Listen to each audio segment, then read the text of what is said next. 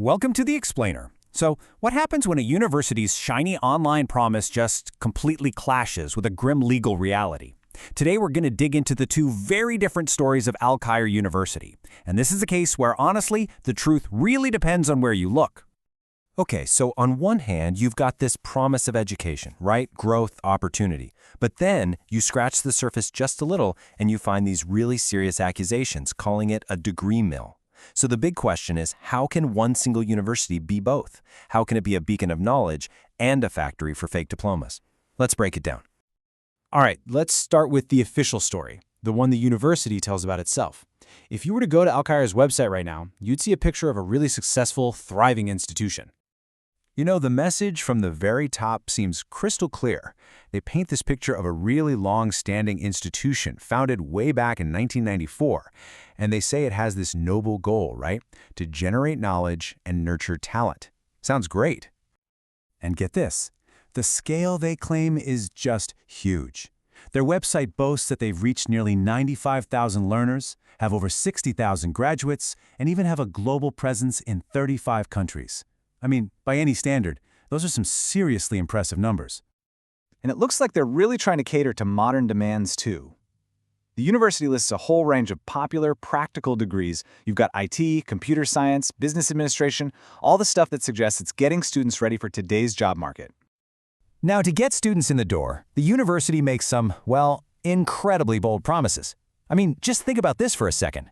They're claiming a 100% immediate employment rate for their graduates, plus hands-on projects with real companies. You have to admit, it sounds almost too good to be true, right? But that's just the story they tell.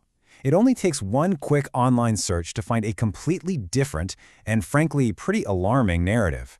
So now, let's look at the other side of Al-Khair University.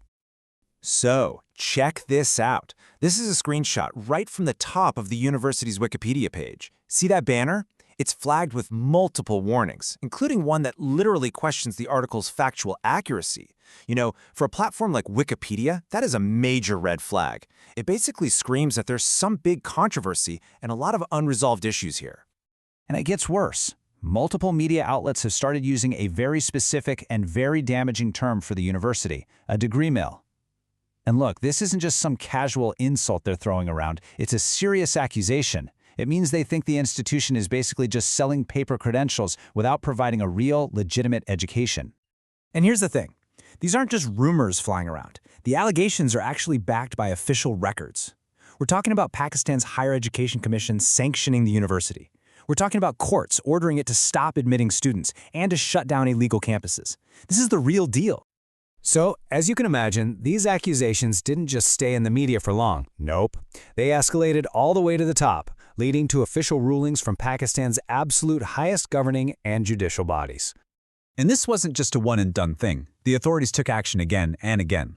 It all started back in 2017 when the Higher Education Commission banned any new admissions. But then, the situation escalated, and I mean dramatically, in 2021. That's when the Supreme Court stepped in and delivered what were basically two final blows. In that ruling, it had devastating real-world consequences. Can you imagine? The country's highest court effectively declared the degrees invalid. That left thousands of graduates holding what amounted to worthless pieces of paper. The Supreme Court's final orders were just completely unambiguous. It was a simple list. Number 1, stop awarding degrees. Number 2, do not admit any new students. And number 3, shut down all illegal campuses. I mean, this was a complete and total shutdown order, no gray area. Which brings us to the bizarre reality of today. Because despite all these crystal clear legal rulings, the university's other story, the one about it being a thriving, legitimate school, it just continues to exist online. It's accessible to literally anyone in the world. And this right here is the absolute core of the conflict. You have the Supreme Court saying, do not admit students, plain and simple, and yet the university's website has a banner that says admissions are open. Both of these messages, completely contradicting each other, exist right now, online for anyone to see. It's wild. So this leaves us with a really critical question, especially for our digital age.